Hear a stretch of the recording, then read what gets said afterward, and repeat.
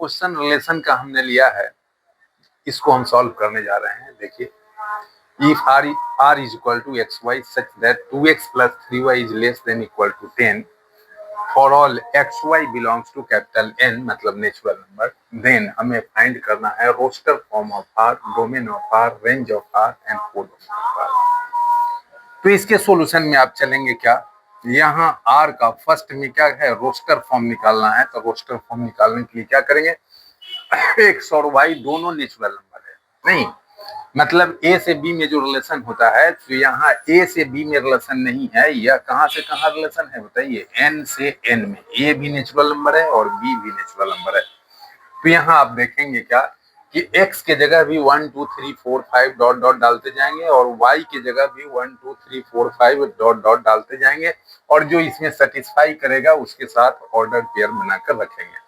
जैसे सबसे छोटा वैल्यू डालें, x के जगह 1 और y की जगह 1 डालते हैं, तो इसको सेटिस्फाई कर रहा है कि नहीं देख लेंगे। 2 into 1 2 plus 3 5 10 से छोटा है, तो 1 1 पहला एलिमेंट क्या हो जाएगा 1 1, डाल करके देख लीजिए सेटिस्फाई कर रहा है।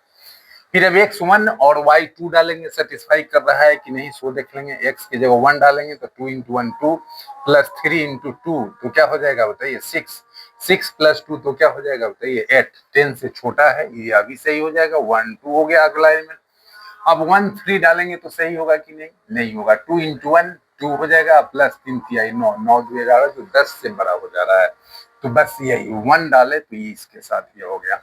अब x की जगह 2 डालेंगे, है ना, x की जगह जब 2 डालेंगे तो 2 into 2 और इसके जगह 1 डालिए सबसे छोटा, 2 into 2 4 plus 3 तो 7, तो एक आपका 2 1 भी हो जाएगा।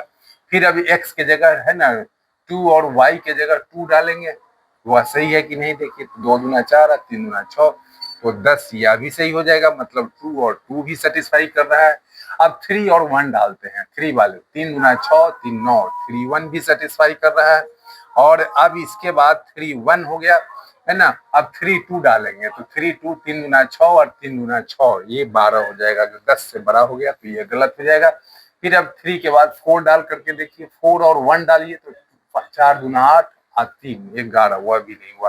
तो बस यही इसका क्या हो गया बताइए, रोस्टर फॉर्म हो गया। ओके, ये आपका रोस्टर फॉर्म हो गया। अब रोस्टर फॉर्म निकल गया तो डोमेन तो आराम से आसानी से निकाल लेंगे। Domain of r is equal to क्या हो जाएगा, रिलेशन के एवरी एलिमेंट के फर्स्ट कंपोनेंट का सेट। तो फर्स्ट कंपोनेंट कौन है, यहाँ 1 है, 1 है, 2 है, 2 है, 3 है, तो इसका सेट बना दीजिए।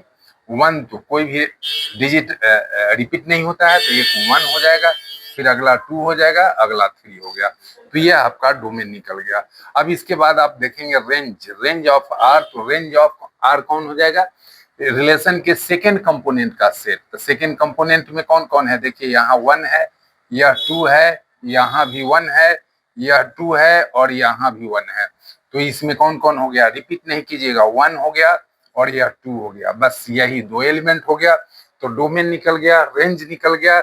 अब आप क्या निकाल लीजिए, कोडोमेन। तो कोडोमेन तो सीधे आप जानते हैं, बी को हम लोग कोडोमेन कहते हैं। तो यहाँ ए से बी जब रिलेशन होता है तब, लेकिन यहाँ एन से एन रिलेशन है, इसलिए इसका कोडोमेन क्या हो गया, एन हो गया।